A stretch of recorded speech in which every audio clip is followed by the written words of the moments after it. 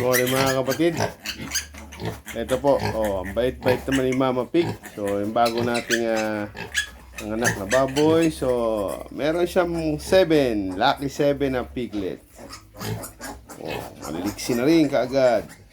Ang bait naman ng nanay nung humingi yung anak.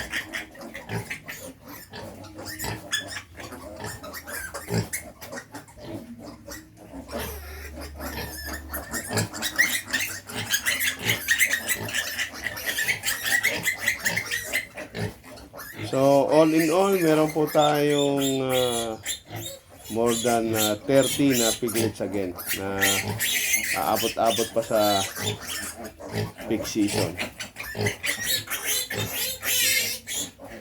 Ready na kayo?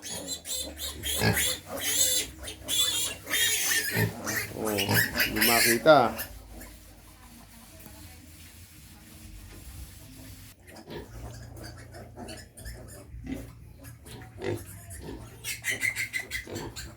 Malalaki na talaga to. So, ilang buwan na lang hintayin natin para pakastaan natin sila. Another 3 months.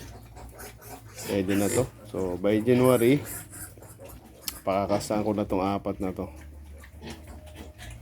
So, Quezon Black with Ducor na bloodline. Itong isa to, native yan, pure native yan. So, candidate for lechon on October 2. Yung isa na yan. Balikan natin yung dumedede, nagpadede na siya. Yan, ganda ng pwesto.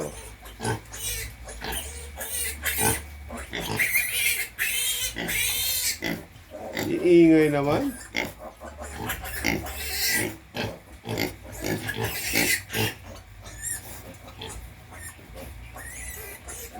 Ito yung nilipat ko nung Saturday.